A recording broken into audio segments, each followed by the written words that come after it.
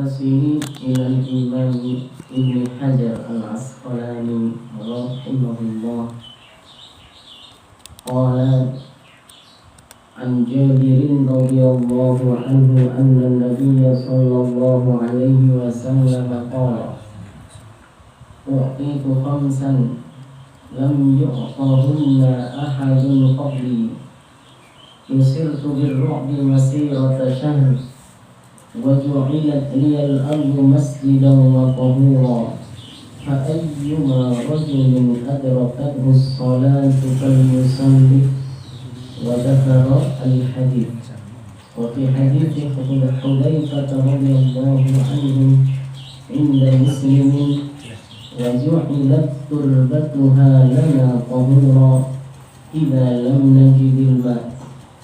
وعن علي عند أحمد وجعل التراب لي طهورا. Rasulullah Sallallahu Alaihi Wasallam bersabda, ini diriwayatkan dari sahabat Jabir radhiyallahu anhu, bahwasanya Rasulullah Sallallahu Alaihi Wasallam bersabda, aku diberikan keistimewaan dan kekhususan 5 perkara yang tidak diberikan kepada nabi-nabi sebelumku. Katanya, "U'titu khamsan lam yu'tahunna ahadun qabli. Nusirtu birru'bi masirata syahr." Artinya aku diberi kemenangan oleh Allah dengan rasa takut yang ada pada musuh-musuhku, meskipun masih jauh jaraknya, sejauh jarak tempuh 1 bulan. Yang diceritakan musuh-musuh Rasulullah seperti yang terjadi pada Herakles. Herakles, yaitu dia ada di Syam, Rasulullah ada di Madinah. Dikirimkan surat pada Herakles ini, tapi dia sudah merasa ketakutan. Ya, meskipun jarak antara Madinah dengan Syam masih jauh, ya, ditempuh dalam waktu yang berhari-hari, bukan jarak yang dekat.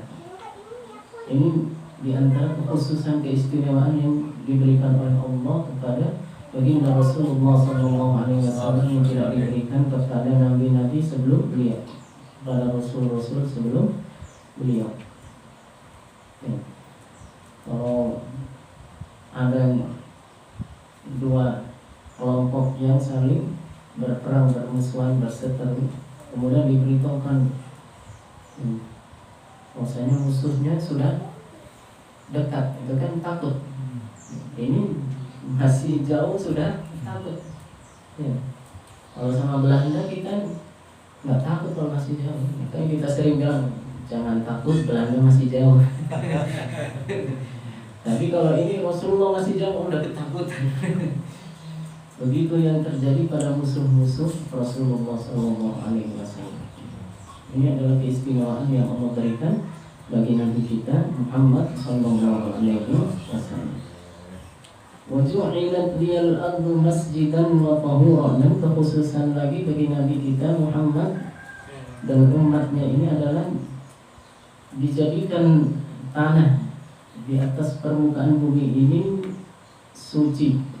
Artinya bisa dikatakan fa'ayyuma rajulin adrakathu sholatu falyusalli, maka dimanapun kita bisa sholat jika sudah masuk waktunya sholat. Artinya tentunya kita perhatikan tempat yang suci dari najis, dan maka kita bisa sholat meskipun tidak khusus, maksudnya tidak khusus harus di masjid.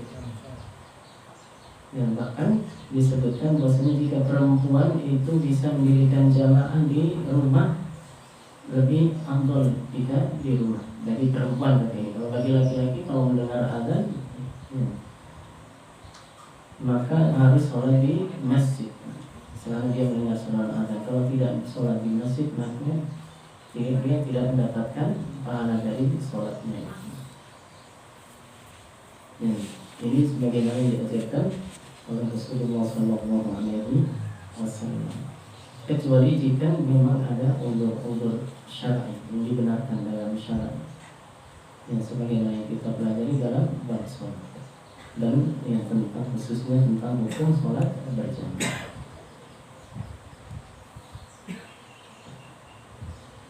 Maka boleh bagi kita sholat.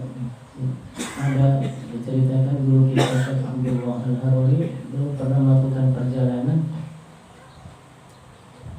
dengan salah seorang wali, lupa saya namanya siapa itu, ke Yordania untuk berziarah ke makam Abu Ubaidah bin Jarrah. Ya. Setiap 10 langkah berjalan Syekh melakukan sholat sunnah 2 rakaat.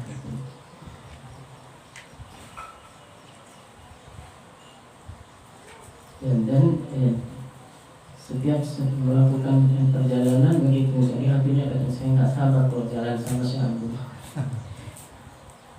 Lupa saya kemana tujuannya, yang mungkin setiap kali perjalanan dengan saya Abdullah dia begitu nunggu saya sholat 2 rakaat. Artinya apa? Ini menunjukkan bahwasanya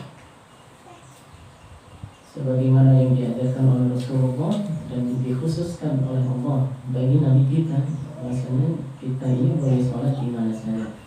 Yang penting ya, diperhatikan syarat sholat itu harus tempatnya suci dari najis, pakaian kita juga suci dari najis, badan kita juga suci dari najis, dan ya kita menghilangkan hadas dengan cara berwudu yang kecil hadasnya dan hadas besar dengan mandi.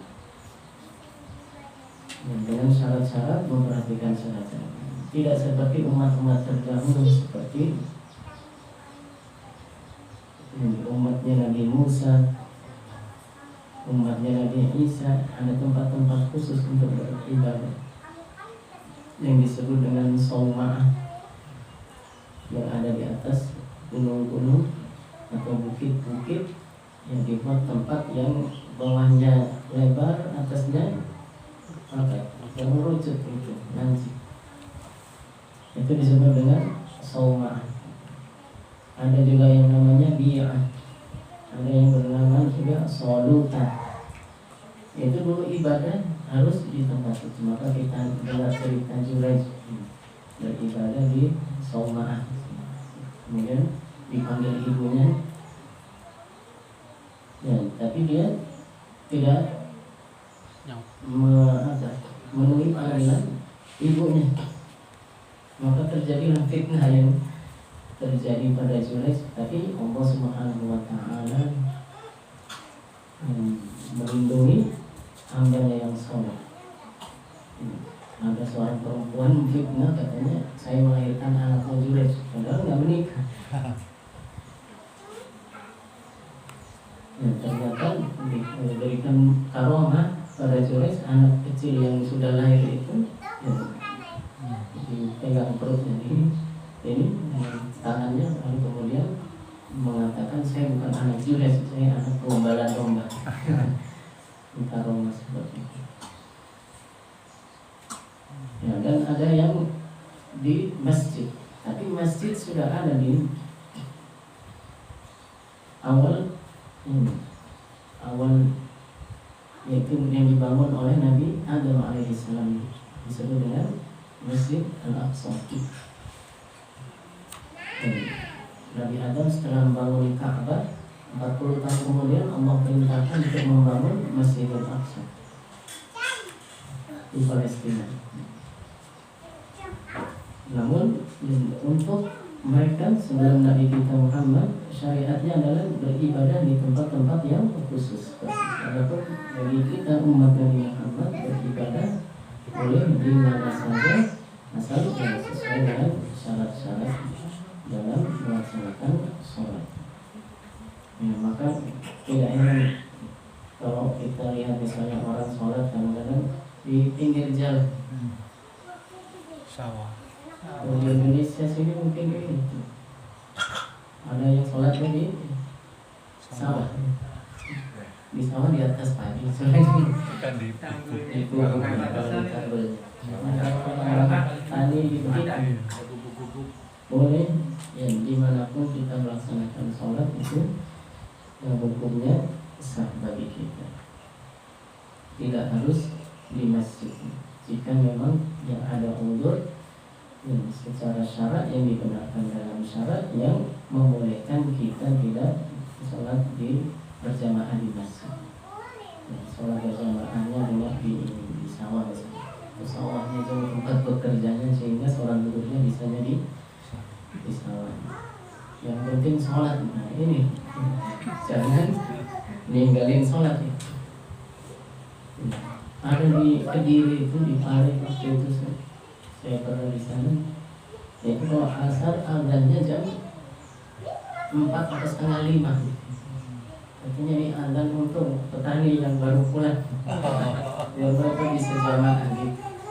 Ada di Tegal bu. Salawatan yang panjang ya. Iya.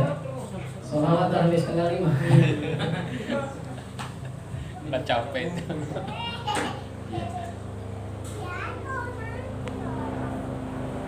Kalau di sini buru-buru pengen kantor. Kalau di sini iya di Jakarta buru-buru. Cepat amat. Wa fi hadits Hudzaifah radhiyallahu anhu inda muslimin wa ju'ila turbatuha lana tahuran idza lam najidil ma'. Ini juga kekhususan bagi umat Nabi Muhammad bahwasanya tanah di atas permukaan bumi ini yang kita pijak ini bisa kita jadikan untuk bersuci jika tidak menemukan air, jika tidak mendapat air. Dulu sebelum Nabi Muhammad ya ada syariat yang mengganti wudhu dengan tayamum. Baru syariat Nabi Muhammad Sallallahu Alaihi Wasallam. Sebagaimana syariat Nabi Muhammad jika baju terkena najis cukup dicuci dengan air sampai hilang najisnya itu sehingga menjadi suci lagi. Kalau dulu digunting, mungkin kita kan corona dicuci pakai sabun. Mungkin coronanya nggak dulu mungkin digunting.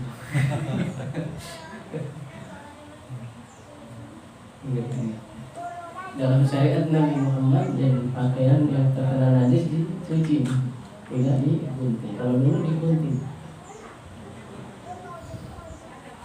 Wa an aliyin inda Ahmad wa ju'ila turabu li at-tahur, dan dijadikan tanah itu menjadi dihukumi suci untuk dijadikan bersuci. Yang suci maksudnya tanahnya bisa dijadikan bersuci yaitu dengan cara bertayamum sebagai pengganti wudu ataupun mandi jika tidak ada air. Wa an Ammar bin Yasir radhiyallahu anhu annahu qala ba'athani an-nabiy sallallahu alaihi wasallam fi hajatin. Suatu ketika Rasulullah mengutusku untuk satu keperluan kata Amr. Fa'ajnabtu falam ajidil ma'. Lalu aku mengalami junub janabah dan aku tidak punya air, tidak menemukan air untuk bersuci dari hadas bersalah. Famarratu fis sa'idi kama tatamarru dam. Ini kan nggak tahu ya. Lalu aku berguling-guling di atas tanah ya, seperti hewan biasanya berguling-guling di atas tanah. Rasulullah ataitu Nabi sallallahu alaihi wasallam fadzakartu lahu dzalika. Lalu aku datangi Rasulullah dan aku sebutkan apa yang terjadi padaku, aku ceritakan. Faqala lahu Rasulullah sallallahu alaihi wasallam bersabda, "Innama yakfika an taqula bi yadayka hakadha." Seharusnya cukup dengan tangan saya, enggak usah berguling-guling di atas tanah. Cukup dengan tangan dan ditepukkan ke tanah. Hakadha dicontohkan oleh Rasulullah. Tsumma daraba bi yadayhi al-ard darbatan wahidah, tepukan satu kali tepukan. Tsumma masaha shimala 'ala al-yamin, untuk wajah, kemudian tepukan lagi untuk mengusap kanan Ya, dengan tangan kiri, kemudian dengan tangan kiri dengan tangan kanan. Wadhahiru kaffaihi wajhahu muttafaqun alaihi wa lafdhu Muslim. Wa fi riwayatin lil Bukhari wa daraba bi kaffaihi al-ardha wa nafaqa fihima. Dalam riwayat setelah ditepukkan kemudian ditiup. Maksudnya ya kita kan juga disilakan untuk ditetrokin dikit supaya ringan ini jadi tipis, supaya jadi tipis. Ini jadi lembut ini. Kalau kebanyakan nanti jadi kotor. Bisa bareng-bareng. Tsumma masaha bihima wajhahu wa kaffaihi. Kemudian mengusap wajah dan kedua telapak tangan. Kedua tangan maksudnya. Dalam mazhab kita kedua tangan sampai sini. Mungkin dalam mazhab lain ada yang cuma sampai sini. Sampai bilang ada. Iya. Tapi kalau dalam mazhab kita sampai isi. Ini kalau orang nggak tahu jadinya begitu. Saya pernah lihat, sering saya ceritain di Palestina ada liputan dari berita TV One sedang terjadi serangan dari Yahudi, kemudian ada yang meninggal mau disolati. Itu saya lihat ayahmu pakai pasir ini. Itu nggak belajar begitu. Saya heran itu ngapain itu orang di TV yang lain pada ini bawa keranda itu mau ke masjid mungkin ya. Itu ada satu yang sebelum masuk ke situ gitu. Kelihatan di TV milik wartawan. Kemudian pas ini kaki diusir, kayak disiram pakai pasir. Kalau tadi kan sahabat memang belum tahu wajar. Tapi kalau ini udah tahu, tapi nggak mau belajar kan. Sudah ada hukum dari. Ya, makanya kita alhamdulillah Allah jadikan orang-orang yang semangat dalam menuntut ilmu. Semoga bermanfaat bagi kita dalam kehidupan kita di dunia dan di akhirat. Alhamdulillah kita dipertemukan dengan guru-guru kita yang mengajarkan ilmu Ahlussunnah wal Jamaah. Di tengah ya, kejahilan yang sudah merajalela ya, seperti itu tadi. Bukan orang Indonesia, orang Arab. Kalau bisa baca kitab mungkin, tapi kita nggak paham. Satu ketika ada teman orang Mesir, teman kuliah, cerita katanya di sana ada pamannya itu dosen di Al-Azhar.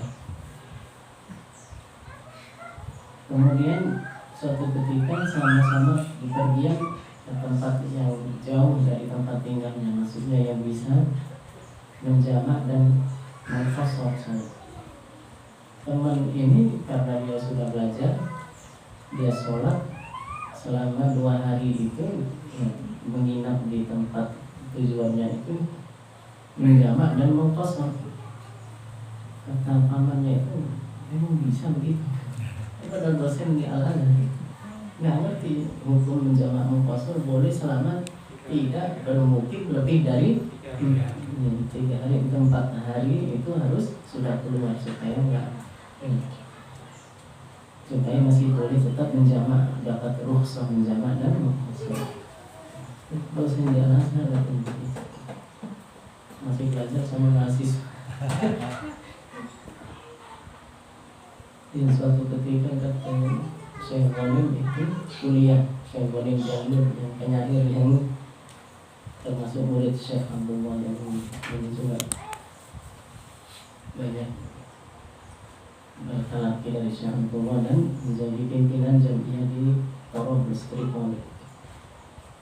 Itu kuliah di Al-Azhar, kemudian dosennya ngajar ilmu nahwu, yang disampaikan salah. Syekh Ghanim digunakan dibetul.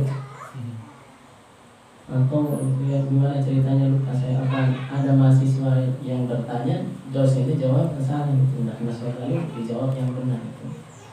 Apa alasannya? Tadi pagi saya belum ngopi. Saya nggak konsen. Karena jadi nggak konsen jawabnya.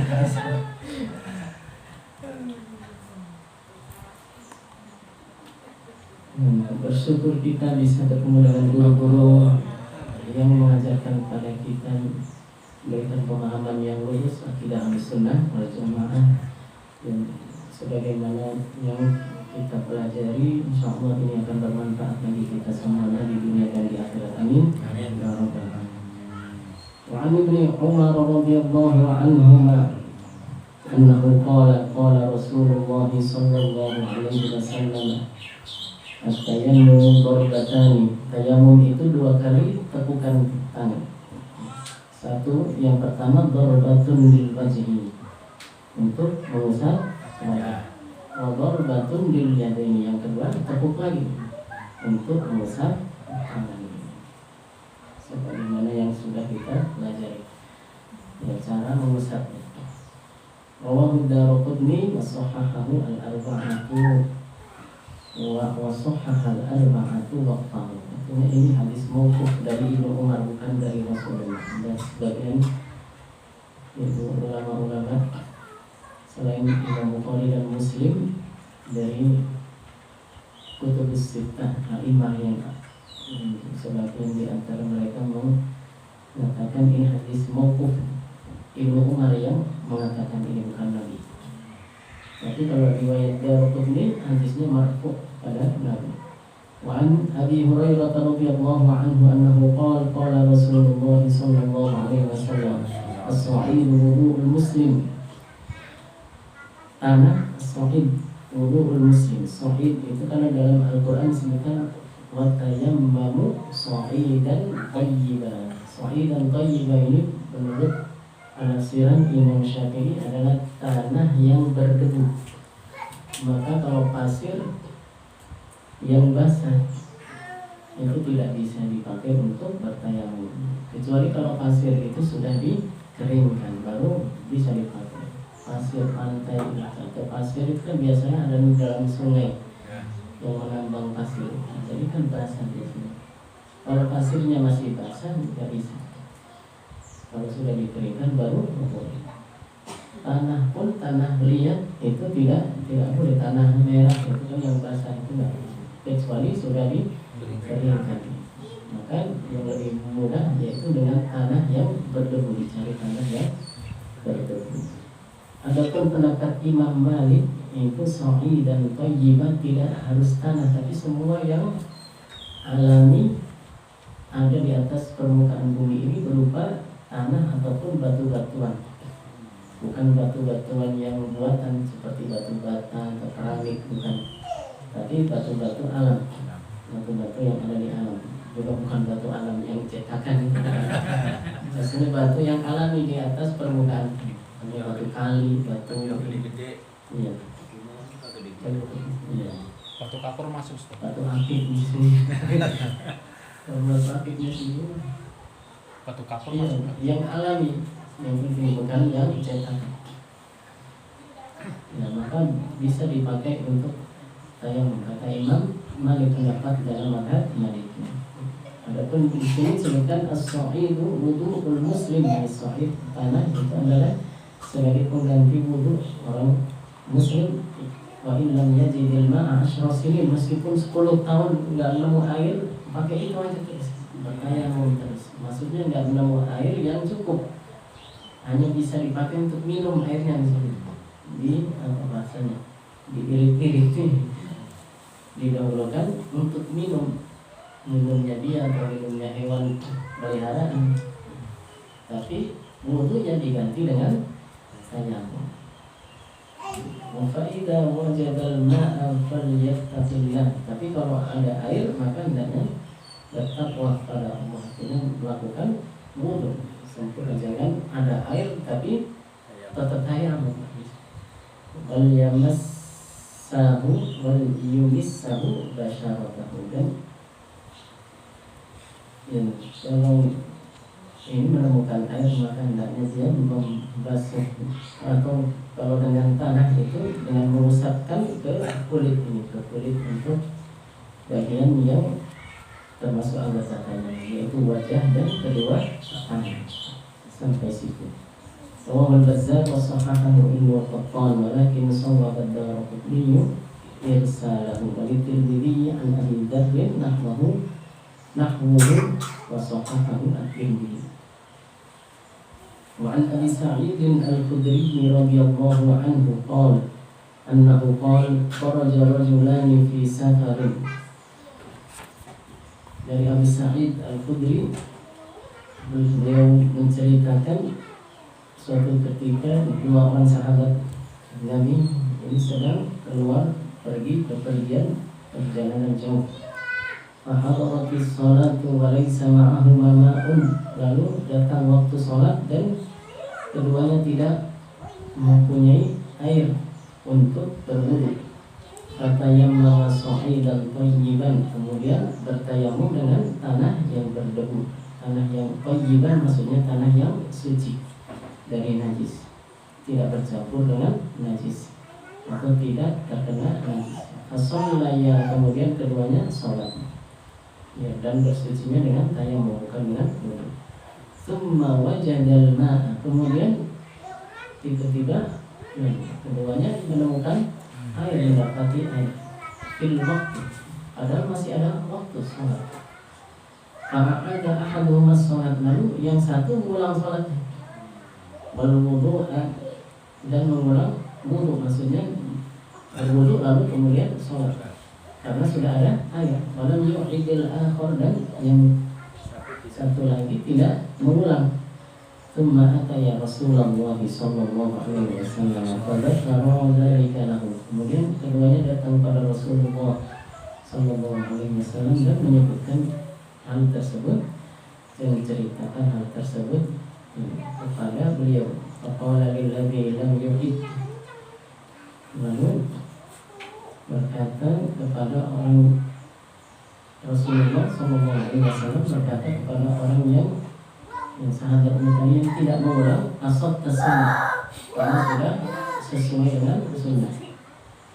Wajah wa ajza'at ka salatukan, dan cukup salatnya.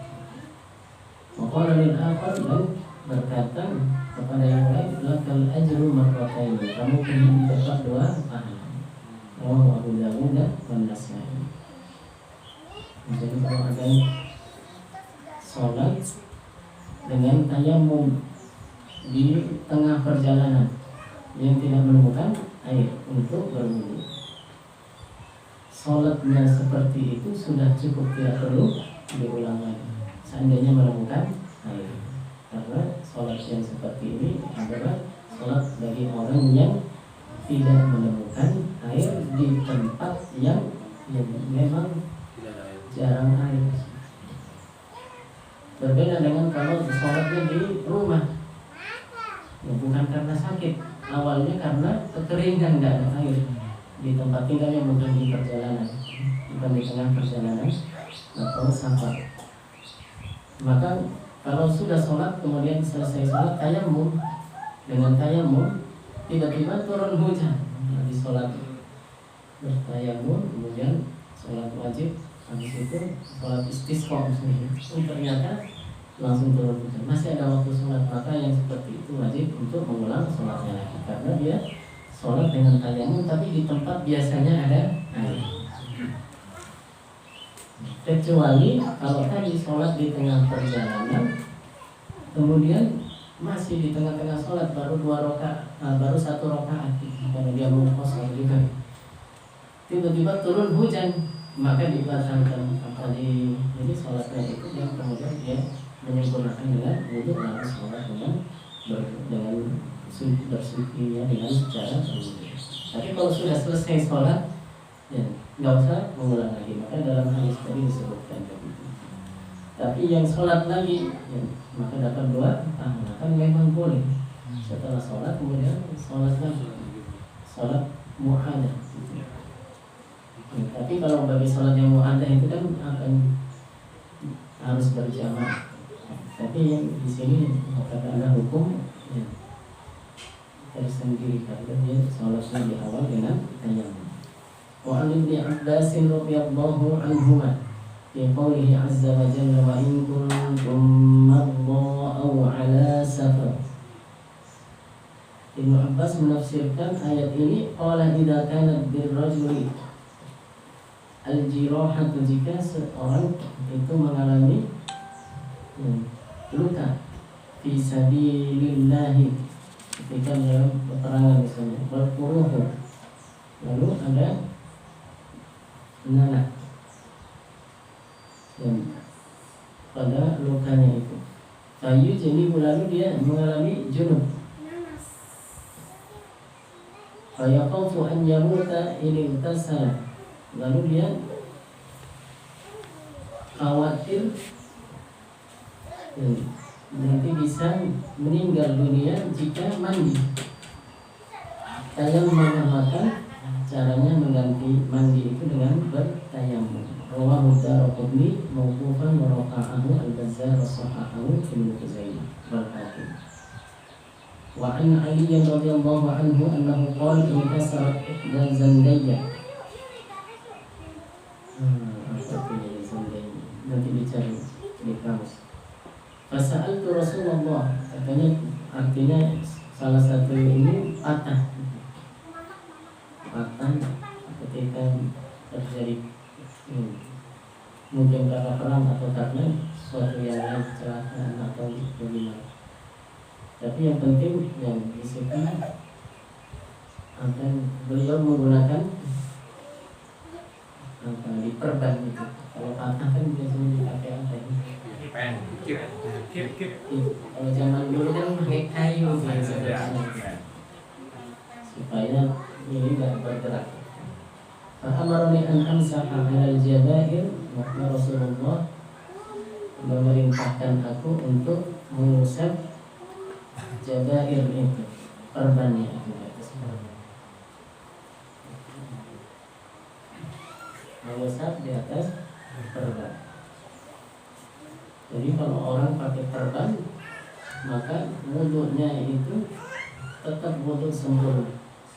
Bagian wudhu yang sehat, anggota wudhu yang masih sempurna, yang sehat, yang tidak ada lukanya itu tetap di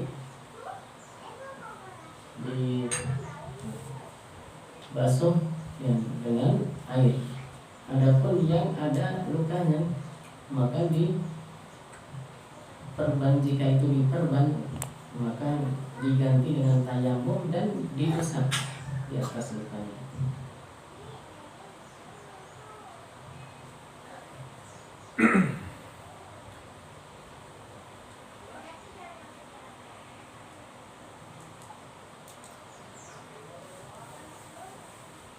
Rawahu Ibnu Majah bi sanadin wahid.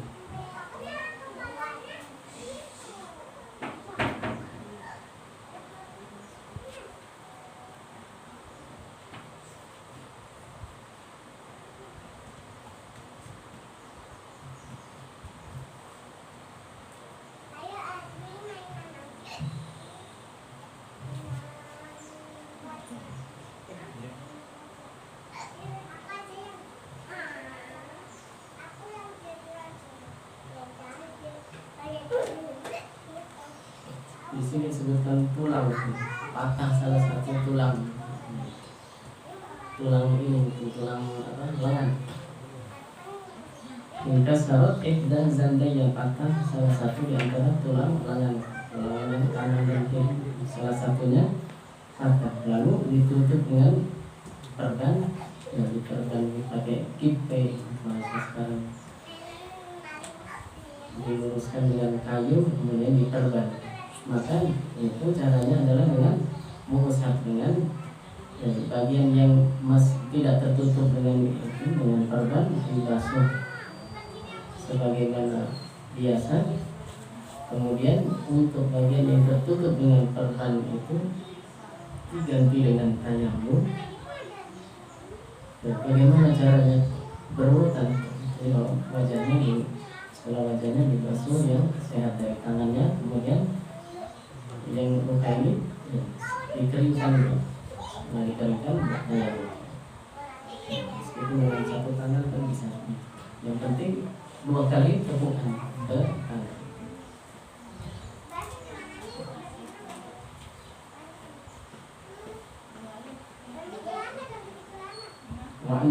Ali radhiyallahu anhu, ya, setelah bertayamum kemudian ya, diusap ini dengan tangan dibasahi, diusap di atas perbannya. Itu untuk menggantikan bagian yang tertutup untuk pegangan mas, untuk supaya perbannya nggak lepas. Kan ngambil biasanya lebih ya, di luar lukanya, misalnya lukanya segini, nah lukanya cuma segini, karena perbannya dari sini sampai sini. Nah, kalau sekarang gitu kadang-kadang udah terusin. Ini kan lebih.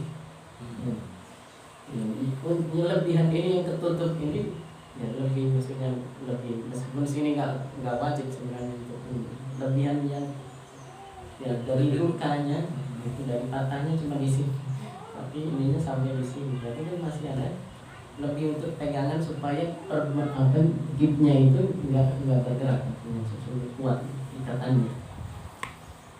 Itu diganti dengan mengusap di atas perban. Wa an Jabir radhiyallahu anhu fi rajuli alladhi shujja faghtasala famata. Ceritakan tentang orang yang terluka di kepalanya. Syajj itu adalah luka di kepala, kemudian mandi amata. Ceritanya ada orang tersebut terluka di kepalanya, kemudian nggak tahu bagaimana cara bersuci karena dia junub mau sholat subuh, lalu bertanya kepada yang ada di situ, sahabat-sahabat yang lain. Mereka pun ada yang tahu, ada yang nggak tahu, tapi ya akhirnya mereka ada yang nggak tahu, sehingga menyuruh dia untuk tetap mandi. Maka apa yang terjadi? Orang tersebut yang mandi padahal di kepalanya ada luka itu mati, meninggal dunia. Apa kata Rasulullah SAW? Inna makana yakfihi ayyatayammama. Seharusnya cukup dengan tayamum saja, nggak perlu mandi, menggantikan mandi itu dengan tayamum. Wa ya'siba ala jurhihi, dan mengikat perban di atas atau kain di atas lukanya, firqatan, kain di atas lukanya, tsumma yamsahu alaiha, kemudian diusap ya kain atau perban itu. Wa yaghsilu sa'ira jasadihi, dan membasuh semua badannya yang lain yang tidak ada lukanya. Kan lukanya di kepala, seharusnya begitu. Bahwa Abu Dawud dari sana binti waqfun nabi filafun ala rawi. Dan dalam riwayat yang lain Rasulullah Sallallahu Alaihi Wasallam melerai orang-orang yang menyuruh dia mandi, mengatakan qataluhu, mereka yang menyebabkan ini mati, meninggal. Qatalahumullah.